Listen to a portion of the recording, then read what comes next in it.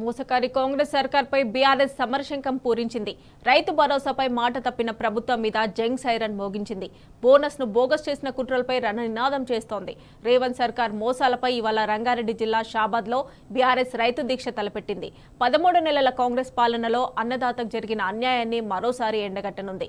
కాసేపట్లో ప్రారంభమయ్యే దీక్షకు బీఆర్ఎస్ వర్కింగ్ ప్రెసిడెంట్ కేటీఆర్ తో పాటు ముఖ్య నేతలు హాజరవనున్నారు. రేవంత్ ఏలుబడిలో రైతన్న పడుతున్న గోసను కళ్లకు కట్టనున్నారు. ఇదే అంశానికి సంబంధించి మరిన్ని డీటెయిల్స్ మా ప్రతినిధి లివిల్ మనకి లైవ్ లో అందజేస్తారు. లివిల్ చెప్పండి.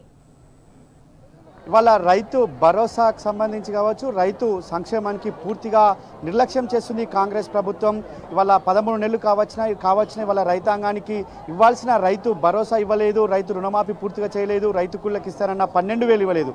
ఈ నేపథ్యంలో రాష్ట్ర వ్యాప్తంగా కూడా రైతులంతా కూడా నిరసన వ్యక్తం చేస్తున్నారు.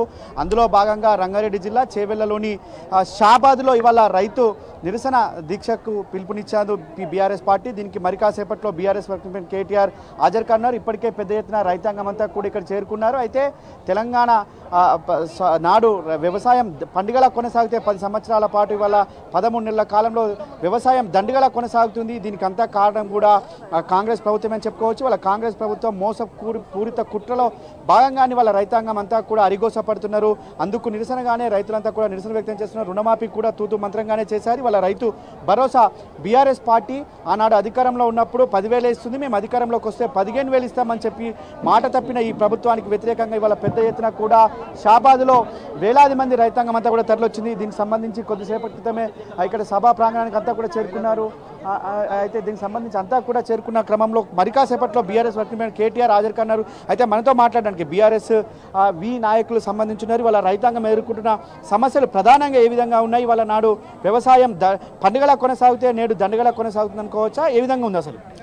ఇవాళ కాంగ్రెస్ పాలన వచ్చిన తర్వాత సంవత్సర కాలంగా మోసాల పేరు మీద నిర్బంధాల పేరుతోని ఈ 2 అంశాలు మాత్రమే లక్ష్యంగా పనిచేస్తూ ఉన్నది ప్రభుత్వం తప్ప ఇంకో ధ్యాస లేదు. ఈ ప్రభుత్వానికి ఇచ్చినటువంటి హామీల పట్ల కూడా చిత్తశుద్ధి లేకుండా వ్యవహరిస్తూ ఉన్నది. సంవత్సరం కాలం గడిచిపోయింది. నువ్వు చెప్పినటువంటి ఎన్నికల హామీ ఏం చెప్పినావు? ఆ రోజు నెల రోజులు ఆగితే 10,000 రైతు బంధు మనకొద్దు, నెల రోజులు ఆగితే డిసెంబర్ 7 తర్వాత మీరు 15,000 ఎకరకు 15,000 రైతు బంధు నేను ఇస్తా అనేసి ఆ రోజు ప్రగల్భాలు పలికినవి. సంవత్సరం గడిచిన తర్వాత ఇచ్చినటువంటి 15,000 కూడా కాదు, నువ్వు దాంట్లో 3,000 కుదించి మళ్ళీ అందరికి కూడా కాదు దాంట్లో కోత పెట్టి ఈరోజు 12,000కి ఇస్తున్నావు అంటే నీ ఆంతర్యం ఏంది? ఈరోజు రైతుల మీద ఎందుకు ఇంత కక్షపూరితమైనటువంటి నిర్ణయాలు ప్రభుత్వం చేపడతా ఉన్నది? ఒక విధంగా రైతులను ఈ విధంగా మోసం చేస్తూ ఉంటే రుణమాఫీ పేరుతో 2 లక్షల రుణమాఫీ ఏకకాలంలో చేస్తా అన్నావు. ఈరోజు 50,000 దాటి అసలు రుణమాఫీ కాలేదనేసి ఊర్లలో రైతాంగం అంతా వాపోతూ ఉన్నారు. ఈరోజు నిరసన చెప్తా ఉంటే పోలీసులు లాఠీ చార్జీలు చేస్తూ ఉన్నారు, రైతుల మీద అరెస్టులు చేస్తూ ఉన్నారు, నిర్బంధాలకు గురి చేస్తా ఈరోజు ప్రజాపాలన పేరుతో నిర్బంధ పాలన జరుగుతూ ఉన్నది. మోసపూరితమైనటువంటి ఈ కాంగ్రెస్ పాలనలో ఈ పరిస్థితి ఇట్లనే ఉంటే గనక అన్నం పెట్టే రైతన్న కన్నీరు కనుక నీ పాలన చూస్తే గనక రేపు పొద్దున వచ్చేటువంటి స్థానిక సంస్థల ఎలక్షన్లో కనుక నిన్ను చిత్తుగా ఓడించి నీ ముఖం మీద చివాట్లు పెట్టే పరిస్థితి ఖచ్చితంగా ఉంటుంది. వాళ్ళ నాడు ఎలక్షన్లకు ముందేమో అందరికీ అన్నని వాళ్ళ ఎలక్షన్ల తర్వాత కొందరికే కొన్ని అనే విధంగా ప్రభుత్వం చేస్తుంది. రుణమాఫీ అదేవిధంగా వాళ్ళ రైతు భరోసా ఏదైతే ఉందో అది కూడా 15,000 ఇవ్వం, మేము 12,000 ఇస్తామని చెప్తాం. దీనికి ఏ విధంగా రైతాంగం భవిష్యత్తు కార్యాచరణ ఉండబోతుంది? కంప్లీట్గా ఇప్పుడు కాంగ్రెస్ పార్టీ యొక్క మేనిఫెస్టో కానీ వారి యొక్క వర్క్ స్టైల్ కానీ చూస్తే ఎన్నికలు ఎప్పుడు వచ్చినాయో ఈరోజు తెలంగాణలో ఇచ్చినటువంటి హామీలు ఇవే అమలు పరుస్తలే. అంటే ఢిల్లీలో పోయి ఇక్కడ 4,000 నిరుద్యోగులకు నిరుద్యోగ వృత్తి ఇస్తా అని చెప్పి ఈరోజు ఢిల్లీలో పోయి 8,500 ఇస్తా అనేసి మాట్లాడుతున్నా. అంటే కేవలం ఎన్నికల హామీలుగా మాత్రమే వీళ్ళ యొక్క హామీలు మిగిలిపోతూ ఉన్నాయి తప్ప ఎన్నికల సందర్భంగా వీళ్ళని హామీలు ఇచ్చి జనాలను టెంప్ట్ చేసి కన్ఫ్యూజ్ చేసి ఓట్లు దండుకోవడమే వీళ్ళ యొక్క లక్ష్యంగా ఉన్నది తప్ప వీరికి ఇచ్చినటువంటి మాటల మీద కానీ వీరు ఇచ్చినటువంటి హామీల మీద కానీ ఎటువంటి చిత్తశుద్ధి లేకుండా వీరు పాలన సాగిస్తూ ఉన్నారు. ఈ పరిస్థితి ఇట్లనే ఉంటే ఈరోజు రైతులు రోడ్డెక్కారు, రేపు పొద్దున నిరుద్యోగులు రోడ్డెక్కుతారు, కార్మికులు రోడ్డెక్కుతారు, ఉద్యోగస్తులు రోడ్డెక్కుతారు. ప్రతి వర్గం కూడా ఏ వర్గం కూడా ఈరోజు సంతృప్తిగా లేదు సమాజంలో. తెలంగాణ రాష్ట్రంలో 11 ఏళ్ల కింద పరిస్థితి ఎట్లా ఉండేనో ఈరోజు మళ్ళీ ఆనాటి రోజులు తెస్తానన్నాడు రేవంత్ రెడ్డి. ఆనాటి రోజులు ఖచ్చితంగా తీసుకొచ్చిండు. ఆ రోజు ఎట్లయితే రైతులను రోడ్డు మీద కీడ్చినావో, ఎట్లయితే నిరుద్యోగులను రోడ్డు మీద కీడ్చినావో, ఆ రోజు ఎట్లయితే ఉద్యోగస్తులను ఇబ్బంది పెట్టినావో ఈ రోజు కూడా కాంగ్రెస్ పాలన అదే పరిస్థితి నెలకొన్నది తప్ప ఇంకోటి లేదు. పరిస్థితులు ఇట్లనే ఉంటే ప్రతి రంగాన్ని కూడా ప్రతి సమాజంలో కూడా అన్ని వర్గాలను కూడా ఏకం చేసి ఖచ్చితంగా ఈ కాంగ్రెస్ ప్రభుత్వానికి బుద్ధి చెప్పే ప్రయత్నం చేస్తూ ఉన్నామని హెచ్చరిస్తా ఉన్నాం. అయితే ఇవాళ ఏదైతే ప్రశ్నిస్తే గొంతు నొక్కుతాం, ప్రజాస్వామ్యం కూని చేస్తాం అనే విధంగా ఇవాళ కాంగ్రెస్ ప్రభుత్వం సంక్షేమ కార్యక్రమాలు కొనసాగిస్తుంది. మేము 6 గ్యారంటీ ఇచ్చినాం, 7వ గ్యారంటీ ప్రజాస్వామ్యం అని చెప్పింది. ఇవాళ అదే రైతులు నిరసన చెప్తే నిరసించే హక్కు లేదు అనే విధంగా ఇవాళ ప్రభుత్వం వివరిస్తున్న తీరును కావచ్చు, వాళ్ళ రైతు భరోసా విషయంలో, రైతు రుణమాఫీ విషయంలో మోసం చేసిన కుట్రలకు ఏ విధంగా సమాధానం చెప్పబోతుంది బీఆర్ఎస్ పార్టీ? తప్పకుండా ఈరోజు కాంగ్రెస్ పార్టీ అమలు కానటువంటి హామీలు మొత్తం కూడా 6 గ్యారెంటీలు ఎక్కడ అమలు అవుతలేవు. అదేవిధంగా రేవంత్ రెడ్డి గారు 7వ గ్యారెంటీ అని చెప్పేసి ప్రజాస్వామ్యం అన్నాడు. ఎక్కడ ప్రజాస్వామ్యం ఉంది తెలంగాణలో మా భూములు మేము ఇవ్వమంటే లగచర్లలో రైతులని అర్ధరాత్రి పోయి అరెస్టులు చేసి వాళ్ళని బేడీలేసి ఘోరాతి ఘోరంగా వాళ్ళని ఇప్పటి కూడా కోట్ల చుట్టూ దింపుతూ అన్యాయంగా అక్రమంగా కేసులు పెడుతూ రైతుల మీద బేడీలేసినటువంటి చరిత్ర రేవంత్ రెడ్డి గారికే దక్కుతుంది. ఖ్యాతి ఏడని ఉందంటే అది రేవంత్ రెడ్డి గారికి దక్కుతుంది. అదేవిధంగా ప్రజాస్వామ్యం అంటున్నాడు. ఈరోజు ఎవరు ప్రశ్నిస్తే వాళ్ళ మీద సోషల్ మీడియాలో ఒక చిన్న పోస్ట్ పెడితే భరించలేనటువంటి పరిస్థితుల్లో ఈరోజు ముఖ్యమంత్రి రేవంత్ రెడ్డి గారు ఉన్నారు. ఈరోజు ప్రజాస్వామ్యం అంటే కనీసం ఆర్టిస్టులు, వాళ్ళు హీరోలు పేర్లు మర్చిపోతే వాళ్ళ మీద కేసులు పెడుతున్నటువంటి పరిస్థితి మనం తెలంగాణలో చూసినాం. కాబట్టి తెలంగాణలో ప్రజాస్వామ్యం కాదు, అప్రకటిత ఎమర్జెన్సీ పాలన, ఇంద్రమ్మ రాజ్యం అంటే ఇంద్రమ్మ ఎమర్జెన్సీ పాలనని తెలంగాణలో తెస్తున్నాడు. మొత్తం కూడా హైదరాబాద్లో 10 సంవత్సరాల కేసీఆర్ పాలనలో ఒక్క రోజు అంటే ఒక రోజు కూడా కర్ఫ్యూ పెట్టలే. కానీ రేవంత్ రెడ్డి గారు వచ్చినటువంటి 6 నెలల్లో మొత్తం కూడా 144 సెక్షన్లు పెట్టేసి ఇంటర్నెట్లో సేవలు బంద్ చేసే పరిస్థితి తెలంగాణ రాష్ట్రంలో దాపరించింది. ఈరోజు రైతులు పోరాటం చేస్తే రైతులు ఒక పోస్ట్ పెడితే కొడంగల్లో మాకు రుణమాఫీ కాలేదని చెప్పేసి రైతు అడిగితే ఆ రైతు మీద కేసు పెట్టి జైలుకు పంపించినటువంటి చరిత్ర రేవంత్ రెడ్డి గారు సొంత కాన్స్టిట్యున్సీలో. కాబట్టి ఈరోజు రేవంత్ రెడ్డి గారు ఎక్కడ కూడా ఈ హామీలు అమలు చేయకుండా ఇక్కడ తెలంగాణలో ఇచ్చినటువంటి హామీలు అమలు అవుతలేవు అనేది తెలంగాణ ప్రజలందరూ కూడా గుర్తించారు. కాబట్టే 10 నెలల కాలంలోనే మొత్తం తెలంగాణలో రైతాంగం కావచ్చు అన్ని వర్గాలకు సంబంధించిన ప్రజలందరూ కూడా వ్యతిరేకిస్తున్నారు. అదేవిధంగా ఈరోజు గతంలో మహారాష్ట్రలో పోయి ఎన్నికలు జరుగుతున్నప్పుడు మహారాష్ట్రలో మొత్తం కూడా ఈ హామీలన్నీ అమలు చేస్తున్నాం, రైతు రుణమాఫీ చేసినామని చెప్తే ప్రజలందరూ కూడా గమనించారు. సోషల్ మీడియా యుగం, నువ్వు ఎన్ని ప్రచారాలు చేసినా తెలంగాణలో ఏం జరుగుతుందో మహారాష్ట్ర వాళ్ళ ప్రజలు గమనించారు. కాబట్టి రేవంత్ రెడ్డి ఎక్కడెక్కడ ప్రచారం చేసినా అక్కడెక్కడ మహారాష్ట్రలో కాంగ్రెస్ పార్టీ ఖతమైంది. అదేవిధంగా ఢిల్లీలో కూడా అదే పరిస్థితి ఉంటుంది. ఢిల్లీలో రేవంత్ రెడ్డి గారు పోయి ఆడ హామీలు అమలు చేస్తామనే బాధ్యత ఎవరు తీసుకోవాలి? సోనియా గాంధీ తీసుకోవాలి, రాహుల్ గాంధీ తీసుకోవాలి, ఖర్గే గారు తీసుకోవాలి. కానీ రేవంత్ రెడ్డి గారు తెలంగాణ ముఖ్యమంత్రిగా పోయి నేను హామీలు చేసే భరోసా నేను ఇస్తానని చెప్తున్నాడు. ఈరోజు తెలంగాణ ప్రజల్ని నట్టేట ముంచినటువంటి రేవంత్ రెడ్డి రైతు అంతా ఈరోజు తండోపతండాలుగా ఎందుకు వస్తున్నారు? షాబాద్లా మేము ధర్నా పెడితే 10 నెలలు కాలే ఈ ప్రభుత్వం వచ్చిన తర్వాత ధర్నా పెడితే రైతులందరూ కూడా ఇక్కడ వచ్చేసి రైతులు మొత్తం కూడా పోరాటంలోకి వచ్చేటటువంటి పరిస్థితి ఎందుకు వచ్చింది? నువ్వు రైతు రుణమాఫీ ఎక్కడ కూడా జరగలే, మేము ఛాలెంజ్ విసిరినాం. నువ్వు ఏదైతే కొండారెడ్డిపల్లి నువ్వు పుట్టినటువంటి ఊరికి పోదామా, అక్కడ ఒక రచ్చబండకాడ చర్చ పెడదాం, మొత్తం సంపూర్ణ రుణమాఫీ అయిందా? లేకపోతే కొడంగల్ నియోజకవర్గంలో ఏదన్నా ఒక లగచర్లకు పోదామా, ఇంకో ఊరికి పోదామా, ఏ ఊరికి పోదామా రేవంత్ రెడ్డి గారు చెప్పాలి. లేకపోతే ఈ షాబాద్లో ఏ ఊరికి పోదాం? ఎక్కడనన్నా తెలంగాణలో ఉన్నటువంటి 15,000 గ్రామాల్లో ఎక్కడ పోయినా కానీ ఒక ఊర్లో సంపూర్ణ రుణమాఫీ జరిగితే దేనికన్నా సిద్ధమని చెప్పేసి మా నాయకత్వం ప్రకటించింది. ఈరోజు నిజంగా రుణమాఫీ జరిగితే రైతులు ఎందుకు వస్తారు? నిజంగా రైతు భరోసా అమలు అయితే రైతులు ఎందుకు వస్తారు? నువ్వు మోసం చేసి నువ్వు 15,000 ఇస్తానని గద్దెనెక్కినావు, ఈరోజు 12,000 అంటున్నావు. ఆ 12,000లో కూడా వర్షాకాలం పైసలు ఎక్కడ పోయినాయి? వర్షాకాలం పైసలు ఎందుకు ఇవ్వలేవు నువ్వు రైతులకు? ఈరోజు గతంలో కేసీఆర్ గారు 2 పంటలకు ఇస్తే 3వ పంటకి ఇవ్వమని అడిగినటువంటి రేవంత్ రెడ్డి గారు ఈరోజు 2 పంటలకే ఇస్తలేడు, 1 పంటకే ఇస్తా అంటున్నాడు 6,000. కాబట్టి ఈరోజు ప్రజలు నమ్మే పరిస్థితులు లేడు.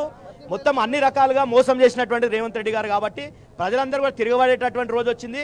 రేపు స్థానిక ఎన్నికలు వస్తున్నాయి కాబట్టే ఈరోజు 6,000 అన్నా వేస్తా అంటున్నాడు. స్థానిక ఎన్నికలు లేకపోతే 6,000 కూడా ఇయ్యడు. కాబట్టి ప్రజలు తప్పకుండా చైతన్యవంతం అయి ఉన్నారు. తెలంగాణ ప్రజలంతా బుద్ధి చెప్తారు రేపు స్థానిక ఎన్నికల్లో కాంగ్రెస్ పార్టీ.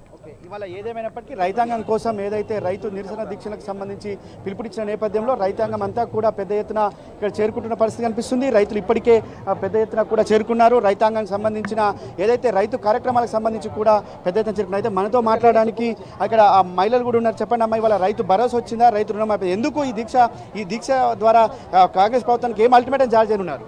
రైతు బంధు రావట్లేదు, రైతు బీమా రావట్లేదు, కేటీఆర్ని మళ్ళీ అరెస్ట్ ఎందుకు చేయాలి? ఇవన్నీ మా ఇంట్లోనే 4గురికి రైతు బంధు రాలేదు, అసలు రైతు బీమా లేదు, రైతు రుణమాఫీ లేదు. 6 గ్యారంటీలు అన్నారు, 6 గ్యారంటీలలో ఒక్క గ్యారంటీ గిట్టంగా అమలు కావట్లేదు. ఉచిత బస్సు అన్నారు, దానివల్ల లేడీస్ బాగా ఇబ్బంది పడుతున్నారు. గ్యాస్ లేదు, ఏ హామీలు రావట్లేదు. మేము ఇక్కడ అన్ని అమలు చేస్తున్నాం, ఢిల్లీ ఎలక్షన్లలో మమ్మల్ని గెలిపియండి, ఢిల్లీలో కూడా మేము తెలంగాణలో అమలు చేసిన పథకాలు అమలు చేస్తామని నిన్న ఢిల్లీలో ముఖ్యమంత్రి చెప్పిన ఎట్లా చూస్తుంది అన్న అసలు? అది మోసం అంతే. ఢిల్లీలలో అక్కడిక్కడ చేయడం మోసమే, అది ఏం చేయట్లేదు తను. ఇవాళ మీరు చెప్పండి అన్న, ఇవాళ రైతు భరోసా కావచ్చు, రైతు రుణమాఫీ కావచ్చు, ఎంతవరకు అయింది? గ్రామాల్లో ఏమనుకుంటున్నారు అసలు? గ్రామాలలోకి వెళ్తే అసలు ఈ గవర్నమెంట్ను చెప్పు తీసుకొని కొట్టే పరిస్థితి ఉన్నదన్న. ఏమంటున్నంటే 6 గ్యారంటీలు అన్నాడు, 6 గ్యారంటీలు ఏడ నెరవేర్చిండు. నా ఇంట్లోనే రుణమాఫీ అన్నాడు. నా ఇంట్లో నలుగురుకున్నది, నలుగురం తీసుకున్నాం మేము. నలుగురం రుణం తీసుకున్నప్పుడు నలుగురిలో ఒక్కరికన్నా మాకు రుణమాఫీ రావాలి కదా. గ్యాస్ అన్నాడు, నాకున్నది అంటే నా కుటుంబంలోది, మా అన్న కుటుంబంలోది. గ్యాస్ ఎవరికి ఫ్రీ ఇచ్చిండు? ఎవరికి ఇవ్వలేడు. ఇప్పుడు ఇందిరామ్మ ఇండ్లు అంటే అని అంటున్నాడు, ఒట్టిగానే ఫోటోలు తీస్తున్నాడు. ఊర్లలో పోయి ఫోటోలు తీస్తున్నారు, అందరికి సెక్రటరీలు వాళ్ళందరూ పోయి ఫోటోలు తీస్తున్నారు. ఎందుకు తీస్తున్నారు? అది మోసము. వాళ్ళు ఆల్రెడీ లిస్టు తయారు చేసుకున్నారు. వాళ్ళ కార్యకర్తలకు ఇచ్చేది. ఇప్పుడు ఇంతకంటే ముందు కేసీఆర్ గారి గవర్నమెంట్ ఉన్నప్పుడు, తెలంగాణ గవర్నమెంట్ ఉన్నప్పుడు ఏం చేసినాము? ఊర్లో ఎవరికి చెప్తాడు, ఎవరిని మోసం చేస్తాడు? అంటానంటే లగచర్లలో పోయి భూములు గుంజుకున్నాడు. అంటానంటే కేటీఆర్ని అరెస్ట్ చేస్తా అంటాడు. ఆయన నరేందర్ రెడ్డి గారిని తీసుకెళ్లి జైల్లో పెట్టిండు.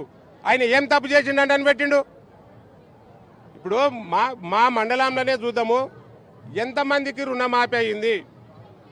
ఇవన్నీ లెక్కలు తీసి చెప్పమను. వాళ్ళ కార్యకర్తలకు తీసుకుంటాడా? వాళ్ళ కార్యకర్తలకే ఇండ్లు ఇచ్చుకుంటాడా? ఎవరికి చేయనికే? ఈ గవర్నమెంట్ను మళ్ళీ ఎప్పుడు మనం చూడము, మన పిల్లలు చూడరు.